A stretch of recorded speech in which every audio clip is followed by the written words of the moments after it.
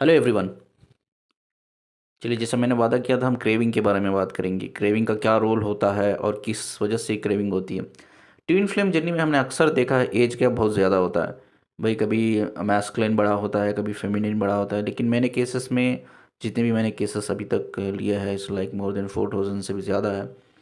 तो उसमें मैंने देखा है फेमिनिन का एज ज़्यादा बड़ा रहता है और मैस्कुलिन का कम होता है। मैक्सिमम मैंने ये केस देखा है। और वाइस वर्सा अगर देखा जाए तो ऐसे भी कुछ केसेस होते हैं जहाँ मैस्कुलाइन बड़ा होता है एज में, फेमिनिन छोटी होती है।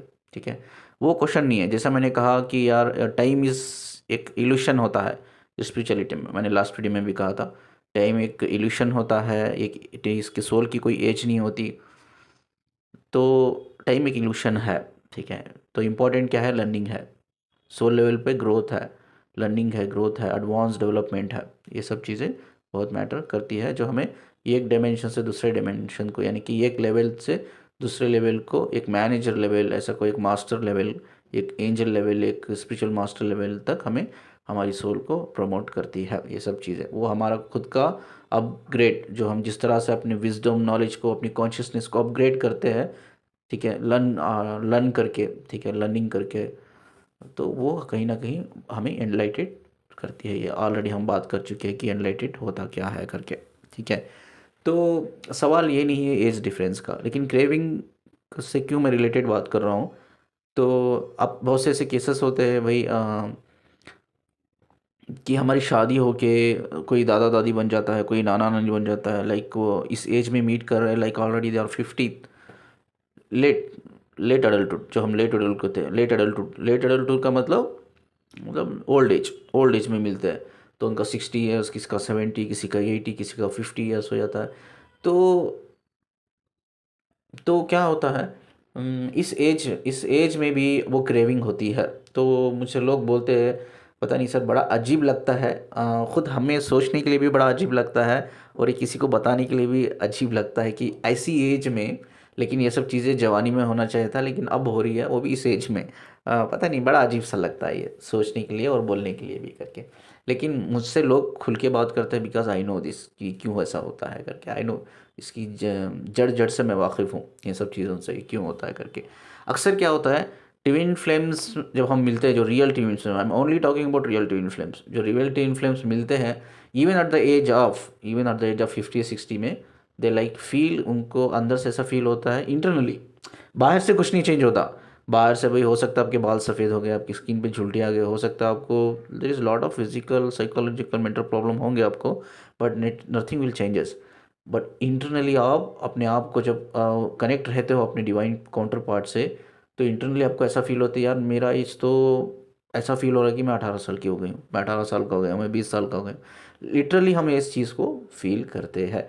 तो ये क्यों फील करते हैं, आई विल टेल यू। ठीक है, तो हमारा जो लाइफ है, एक लाइफ स्पैन के बेस पे, कंप्लीटली किस तरह से है, वो है हमारा इम्यून सिस्टम।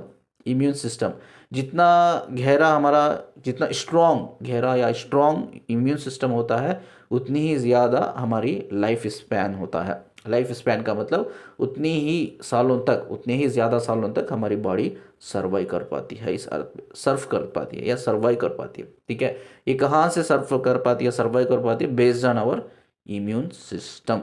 ये इम्यून सिस्टम के बेस पे ही हमारी लाइफ स्पैन होता है। किसी का 40 ईयर्स में डेथ होता है, किसी का 50 60 70, किसी का इवन 30। ठीक है, मैं ये एक्सीडेंटल डेथ बात नहीं कर रहा हूँ, नेचुरली जो डेथ होती है उसके बारे में मैं बात कर रहा हूँ। ठीक है, तो ये इस एज में ऐसा क्यों हो रहा है, I will tell the reason. जब हम अपने काउंटर पार्ट से कनेक्टेड होते हैं, तो मतलब ये एक सोल दूसरे सोल से ऑलरेडी कॉन्शियस लेवल पे, because they already subconscious level पे दोनों कनेक्टेड है, मर्ज है, यूनाइटेड है। ठीक है, तो आप कॉन्शियस लेवल पे जब अपने काउंटर पार्ट को फील कर रहे हो, कनेक्ट कर पा रहे हो, आपके हार्मोन्स जो होते हैं ना, एक्चुअली जो स्लो डाउन हो जाते हैं इस एज पे। इस एज पे क्या होता है, हमारे हार्मोन्स उतना तेज़ी से काम नहीं करते जितनी जवानी में काम करते हैं, लेकिन ये स्लो डाउन हो जाते हैं, एकदम काम डाउन हो जाते हैं। लेकिन ये हार्मोन्स एकदम एक्टिवेट हो जाते हैं। हमारे सारे जो 7 चक्रास होते हैं हमारी बॉडी के अंदर, जो हमारी एनर्जी से कनेक्ट रहते हैं, स्पिरिट से कनेक्ट रहते हैं, वो सारे चक्र एक्टिवेट हो जाते हैं।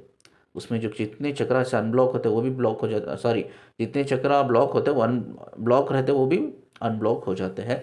और सारे चक्र एक्टिवेट होते हैं, हमारी बॉडी के हार्मोन्स फिर से एकदम उसी लेवल पे फ्लो करते हैं जो एक बंदे की या बंदी की 18-20 साल की एज में जो फ्लो करते हैं, जो लेवल पे वो फ्लो करते हैं ना, उसी लेवल पे फ्लो करते हैं। तो इसीलिए हमें उनकी क्रेविंग होती है। ठीक है। बहुत से यूट्यूब चैनल्स में, मुझे पता नहीं, मुझे काउंसलिंग जो लेते हैं वो लोग मुझे बोलते हैं, सर बहुत से यूट्यूब चैनल में बोलते हैं, आप प्लीज़ ये कंफर्म कीजिए कितनी हद तक ये सही गाइडेंस है।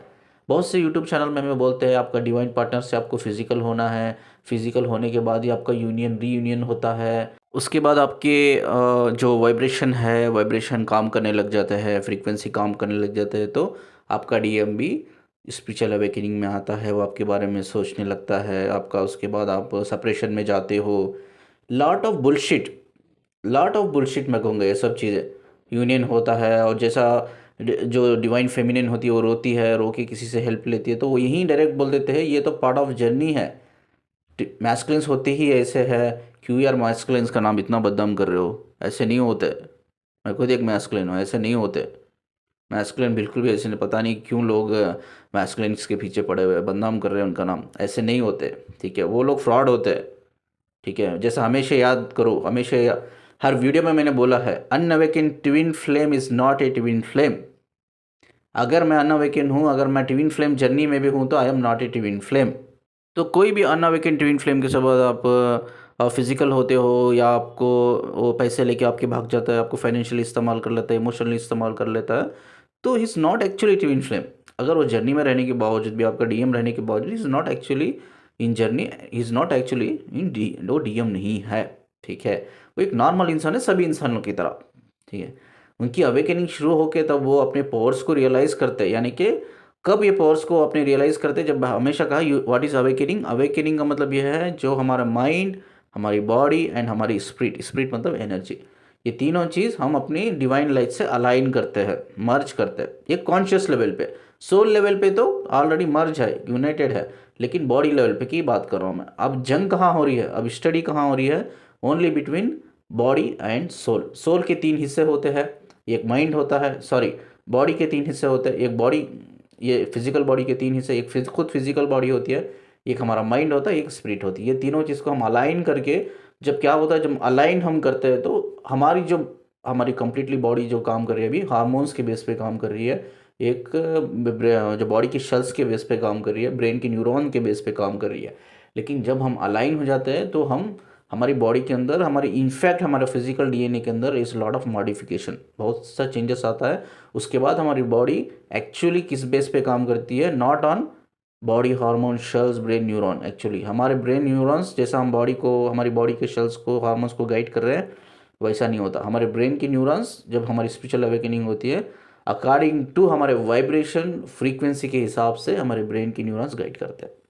ठीक है, अब क्या करते हैं, बिफोर अवेकनिंग हमारी बॉडी के हार्मोन्स और सेल्स के बेस पे गाइड करते हैं, लेकिन अवेकनिंग होने के बाद तो हमारे कंप्लीटली हम स्पिरिचुअल हो जाते हैं, यानी कि कंप्लीटली हम एक डिवाइन हो जाते हैं।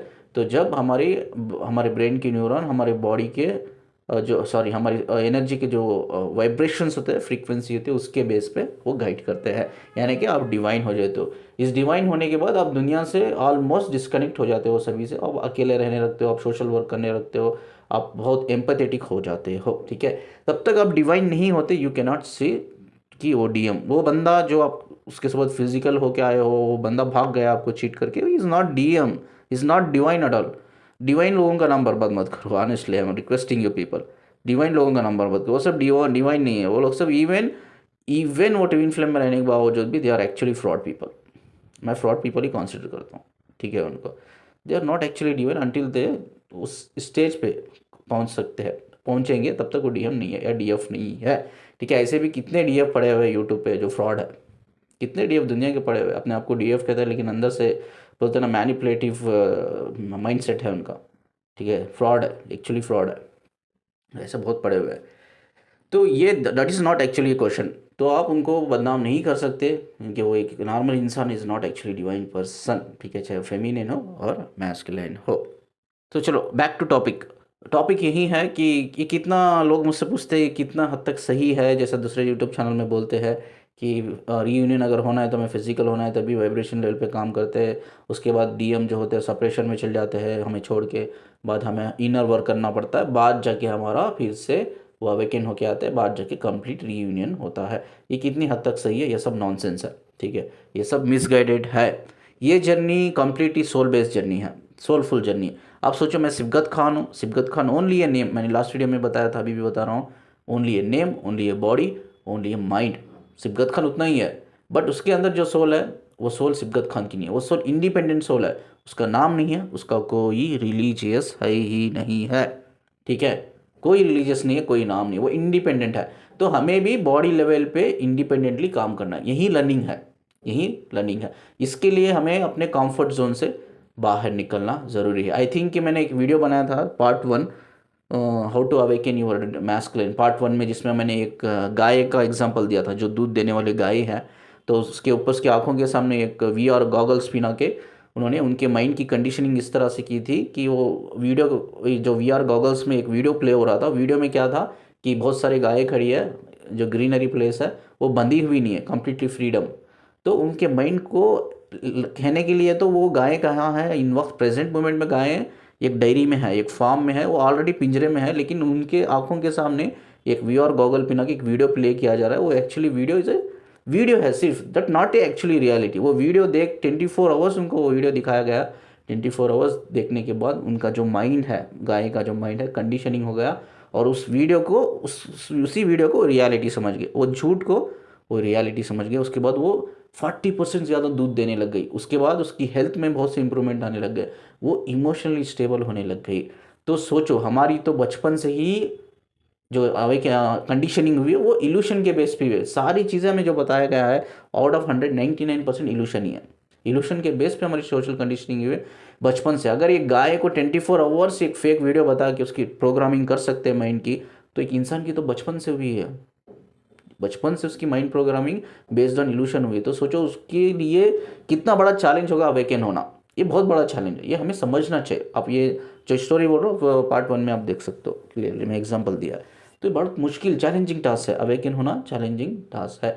तो ये सब नॉनसेंस इन्फॉर्मेशन है, ये मिसगाइडेड इन्फॉर्मेशन, ये सोल बेस की जर्नी है कंप्लीटली। मुझे भी पता नहीं मेरे अंदर सोल किसकी भी नहीं है, वो इंडिपेंडेंट सोल इज इंडिपेंडेंट, उसका कोई नाम नहीं है, रिलीजियस नहीं है, ठीक है। तो फिजिकल होना से कोई रिलेटेड है ही नहीं। भाई आपको फिजिकल होना है तभी आपका जो DM है या DF अवेकन होगी, इससे कोई रिलेटेड नहीं है। फिजिकल होना इस जर्नी में it's not important at all. मैं हमेशा बोला है ट्विन फ्लेम्स क्यों आते हैं, मैं हमेशा बोला है कि ट्विन फ्लेम्स बच्चे पैदा करने के लिए, फैमिली बनाने के लिए, साथ में रहने के लिए, प्यार करने के लिए नहीं आते। तो ट्विन फ्लेम क्यों आते हैं? बहुत से लोग मुझे क्वेश्चन पर्सनली पूछते हैं, सर आप हमें गाइड कर रहे हैं, आप इतना हेल्प कर रहे हैं, तो आप ही हमें अवेकन करते थे, तो हमारी लाइफ में ट्विन फ्लेम क्यों आया सर? ट्विन फ्लेम की क्या जरूरत है? I will tell you the reality. Twin flame हमें बहुत ज़्यादा ट्रिगर करते हैं। अगर मैं आपको डांट दूं, मैं गुरु हूं, मैं डांट भी सकता हूं, अगर मैं आपको डांट दूं शायद मेरी बात का उतना बुरा नहीं लगेगा, वहीं बात आपकी DF या आपका DM आपको बोल दे, छोटी सी डांट, कुछ बड़ी डांट नहीं है, छोटी सी डांट, अगर मैं ही गुरु होने के नाते अगर आपको डांट दूं तो भी उतना बुरा नहीं लगेगा, उतना इफेक्ट नहीं करेगा। लेकिन आपका DM DF याद करो, छोटी सी भी अगर डांट, उसको डांट पड़ दे, आपको डांट मिले उससे, या उससे फेमिनिन से मैस्कुलिन से, तो वो जो डांट होती है, जो उसकी बातें होती है ना, वो दिल को छुप जाती है, जाके दिमाग को छुप जाती है, दिमाग को रूह तक निकल जाती है वो टच करके। तो वो उनकी बातों से हम बहुत जल्दी एक्शन में आते हैं। हमारी जो बॉडी होती है ना, हमारा माइंड, बॉडी, स्पिरिट, ये बहुत जल्दी रिएक्ट करने लगती है उनकी बातों से, ठीक है। उनकी अच्छी बातें भी उतना ही हमें मोटिवेट करती है, और उनकी बुरी बात, यानी कि उनका डांटना, नॉट बुरी बातें, उनका डांटना भी उतना ही हमें डिमोटिवेट करता है, उतना ही हमें ट्रिगर करता है। तो they are the best person जो हमें ट्रिगरिंग में बहुत जल्दी वो ट्रिगर करते हैं हमें। They are the best person to pull us energetically, pull us to focus करे, हमारे ट्रू सेल्फ से हम कनेक्ट हो जाए। जब भी हमारा ट्रू सेल्फ है हम उससे कनेक्ट हो जाए। तो फिर ये क्रेविंग क्यों होती है? ये क्रेविंग जब भी होती है, उसमें क्या होता है, वो पुल करते हैं, उनका जो कैरेक्टर होता है भाई, उनका जो बिहेवियर होता है, जो DM DF का, इवन दे आर अनअवेकन, लेकिन उनकी बातें हमें बहुत गहराई से छुपती है, वो हमें कहीं ना कहीं पुल करती है, एनर्जेटिकली हमें पुल करती है।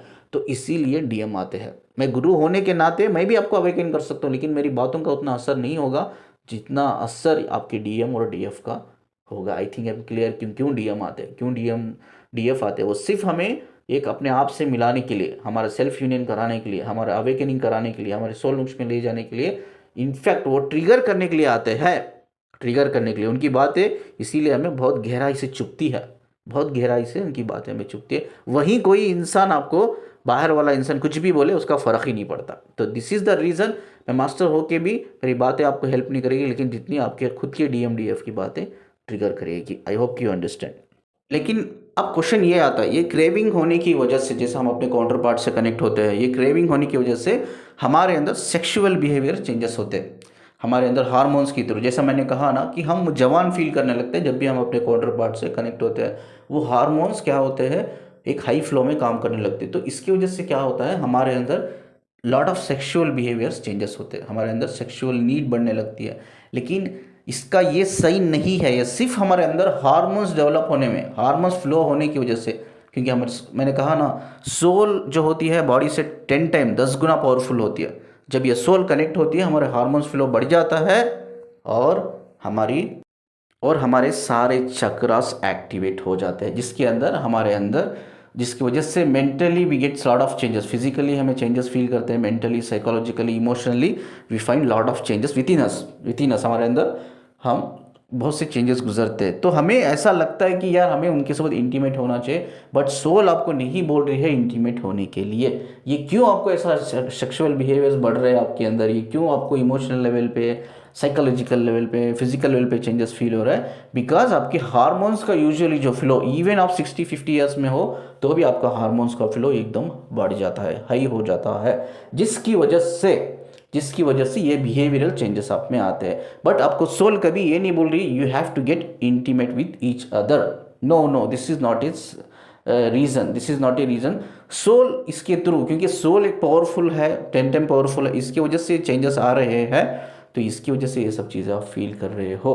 तो ये एक साइन है, एक एंजेलिक साइन है, एक सोल साइन है, you people have a very strong deep connection करके। तो ये क्रेविंग जो होती है, इसको एज ए साइन की तरह लीजिए, एक एंजेलिक साइन, एक सोल साइन की तरह लीजिए, इस पर काम कीजिए, इसको बैलेंस करने की कोशिश कीजिए। बट ये जो गाइडेंस आपको यूट्यूब में दिया जा रहा है, ये सब मिसगाइडेंट है, मिसगाइड कर रहा है आपको, गलत इंफॉर्मेशन है। ये बॉडी माइंड की रिलेशन नहीं है, आपको रिलेशन रहने की ज़रूरत ही नहीं है। No need physical things in this journey, physical चीज़ों की ज़रूरत है ही नहीं है, कंप्लीटली सोल बेस्ड जर्नी है। हमें कनेक्टेड रहना है कॉन्शियस लेवल पे, क्योंकि सबकॉन्शियस लेवल पे हम ऑलरेडी कनेक्टेड है। हम कॉन्शियस लेवल पे कनेक्टेड रहकर हम एक दूसरे के साथ मतलब बातचीत करना है, कम्युनिकेशन बिल्ड करना है भाई, जितना हो सके हम एक दूसरे को हेल्प करें, हम स्पिरिचुअल अवेकनिंग में लेके जाने के लिए, तो उतना हमें एक दूसरे को हेल्प करना है। But most of the cases ऐसा होता है कि हम नो कांटेक्ट में रहते हैं। बहुत से लोग मुझे ये भी क्वेश्चन बोलते हैं, आप तो बोल रहे हैं कनेक्टेड रहो, लेकिन हम क्या करें, हम नो कांटेक्ट में हैं, वो कम्प्लीटली ब्लॉक किया है हर जगह से हमें, तो हम कैसा करें? जैसे मैंने कहा कि सोल पर्पस 2 लेवल पे होता है, कॉन्शियस लेवल और सबकॉन्शियस लेवल। मेरा लास्ट वीडियो पे आप सुन सकते हैं, अगर ये बोलूँगा तो डिटेल में वीडियो लंबा जाएगा, ठीक है?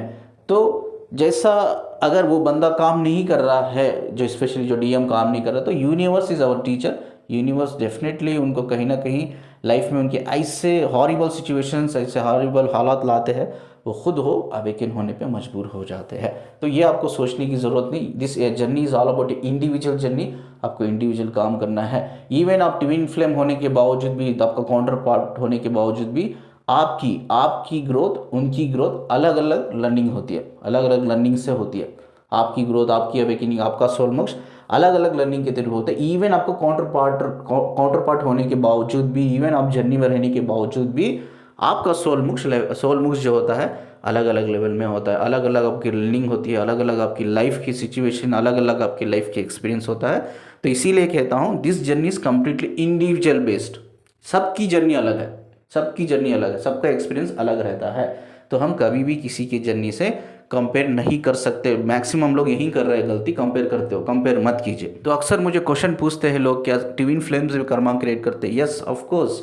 तो मैं इसीलिए कहता हूँ ना कि अनअवेकन लोगों के साथ जब आप फिजिकल होते हो तो आप कर्मा ही क्रिएट करते हो। कर्मा, सोचो एक DM है, अनअवेकन है, वो सिर्फ आपके साथ फिजिकल होने के लिए आया है। हो सकता है वो सबको इमोशनली यूज़ करने के लिए आया, आपको फाइनेंशियली यूज़ करने के लिए आया, और बंदा वो यूज़ करके निकल गया। चाहे फिजिकली आपको यूज़ कर लिया उसने, फाइनेंशियली यूज़ कर लिया, इमोशनली यूज़ कर लिया, वो बंदा तो कर्मा क्रिएट कर ही लिया ना। इस स्टेज में इवन ट्विन फ्लेम्स भी कर्मा क्रिएट कर सकते हैं। कर्मा क्रिएट एक्चुअली हो चुका है। Lot of twin flame journey में खुद ट्विन फ्लेम्स कर्मा क्रिएट कर चुके हैं। कर्मा क्रिएट करना बहुत बड़ी बात है यार, आप बहुत लाइटली लेते हो चीज़ों को। आपको मैं बताता हूँ ऐसी ऐसी चीज़ें आपको पता नहीं। आप गलती करते हो, आपको पुलिस पकड़ के लेके जाती है, वो कोर्ट में हाजिर करती है आपको। आप क्या करते हो, एक जज होता है, लायर होता है, उनका एक लायर होता है अपोजिशन, वो आपके अगेंस्ट कोई प्रूफ कलेक्ट करता है, उसके अकॉर्डिंग वो क्वेश्चन करता है, आप कटघरे में खड़े रहते हो।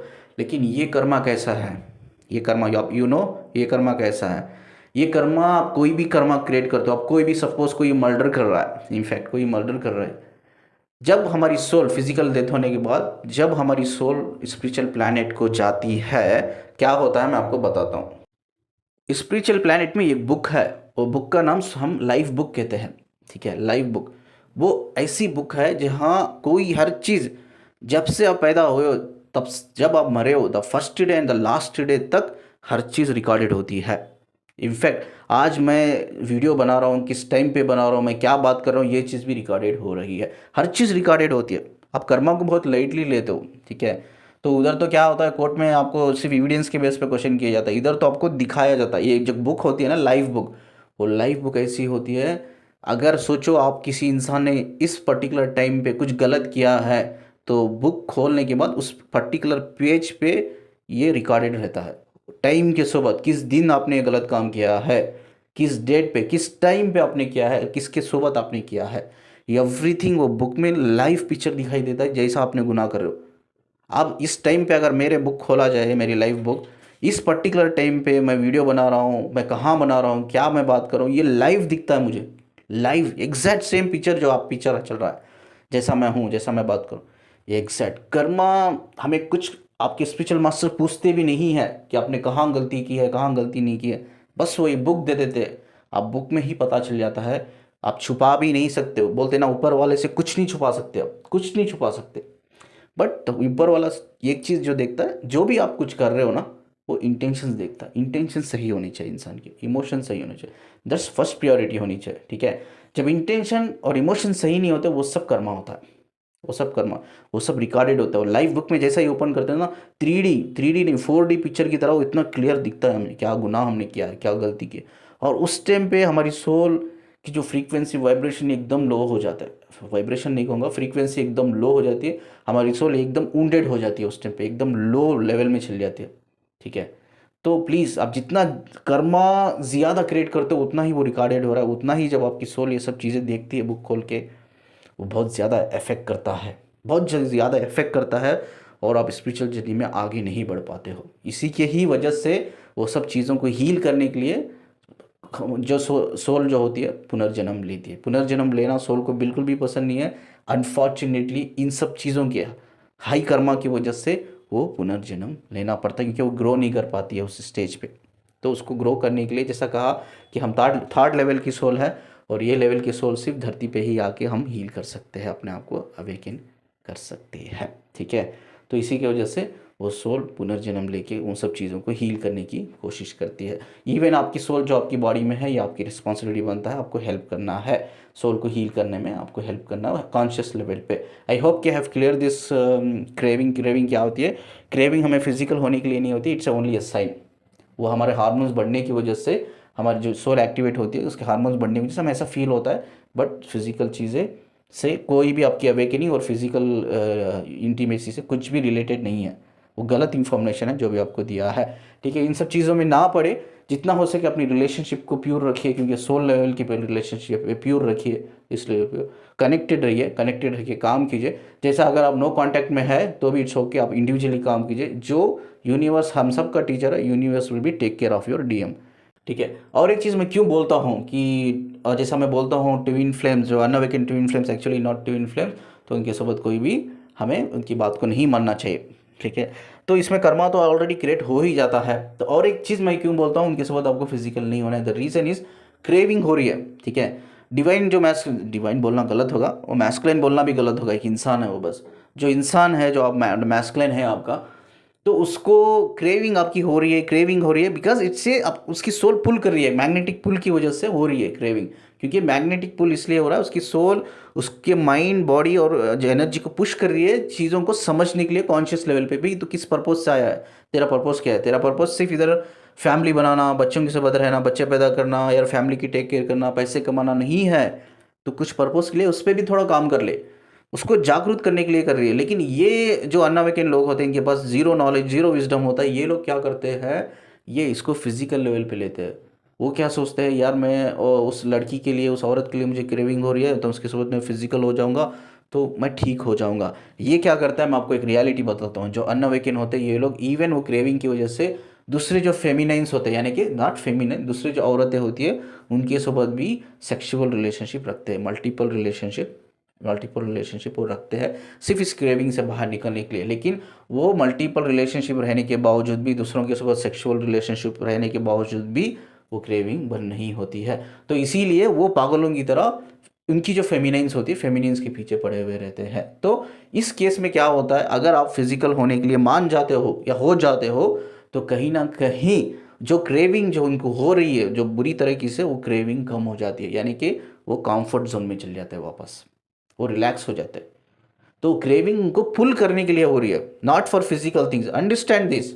फिजिकल होने के लिए नहीं हो रही है, वो अपने कनेक्शन को समझने के लिए कॉन्शियस लेवल पे पुल हो रहा है, मैग्नेटिक पुल हो रहा है, और कुछ नहीं हो रहा है। लेकिन आप क्या करते हो, आप खुद खुद गलती करते हो, उनको फिजिकल होने के लिए देते हो, या आप खुद फिजिकल हो जाते हो, जिससे क्या होता है, जिससे वो एक कंफर्ट जोन में चल जाते हैं, उनकी क्रेविंग शांत हो जाती है, जिससे वो कंफर्ट जोन में चल जाते हैं, जिसमें क्या होता है, उनकी जो अवेकनिंग होनी है वो अवेकनिंग एक्चुअली रुक जाते हो। आप हमेशा सोचो, अगर आप फिजिकल होने के लिए मान रहे हो तो मतलब आप उनकी अवेकनिंग खुद अपने हाथों से रोक रहे हो, आप खुद अपने हाथों से रोक रहे हो। ऐसी गलती कभी ना करें, ये बहुत बड़ी गलती कर रहे हो आप फेमिनेंस, ठीक है।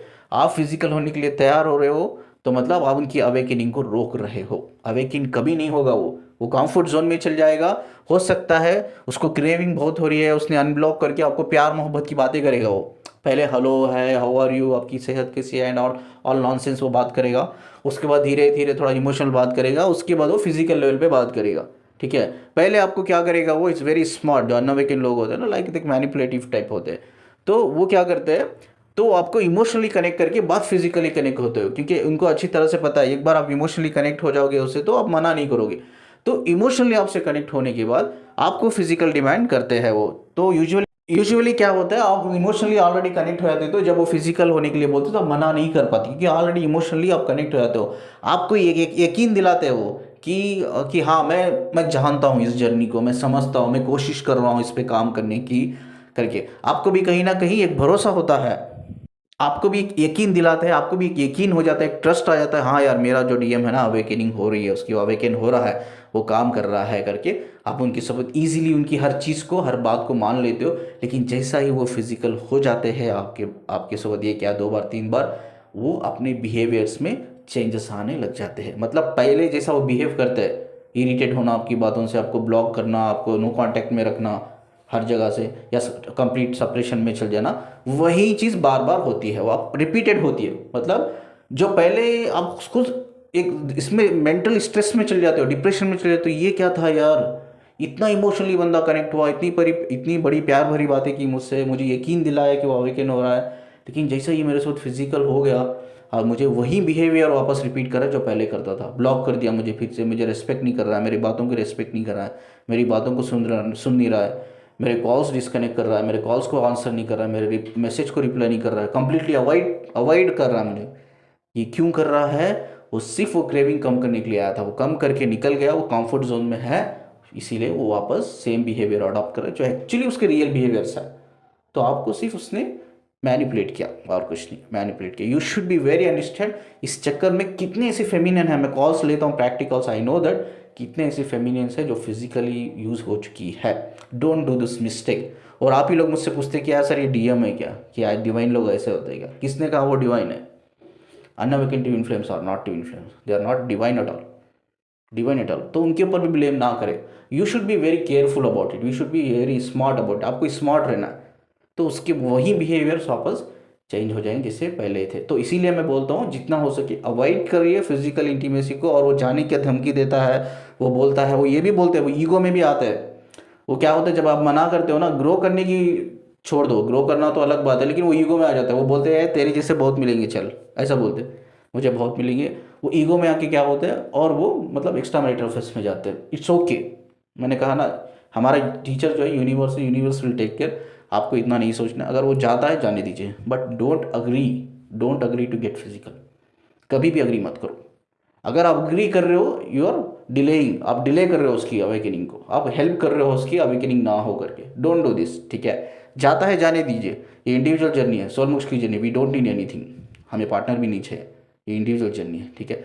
जैसा कहा, ट्विन फ्लेम सिर्फ हमें अवेकन करने के लिए, अपने आप से मिलाने के लिए, हमें ट्रिगर करने के लिए आते हैं, but we are not meant for relationship, understand this, ठीक है। I hope you have clear this question. इस वीडियो को अभी एंड करते हैं। इस वीडियो की रिगार्डिंग कोई भी क्वेश्चन हो तो आप मुझे कमेंट में पूछ सकते हैं। स्क्रीन पे मेरा नंबर है, काउंसलिंग के लिए आप कांटेक्ट कर सकते हो, व्हाट्सएप पे मुझे बात कर सकते हो। और या आई एम रियली सॉरी, थोड़ा वीडियो लंबा गया, ठीक है। सब में मोर इम्पोर्टेंट, इस वीडियो को जितना हो सके शेयर कीजिए, लाइक कीजिए और चैनल को सब्सक्राइब कीजिए। शुक्रिया जी मुझे सुनने के लिए।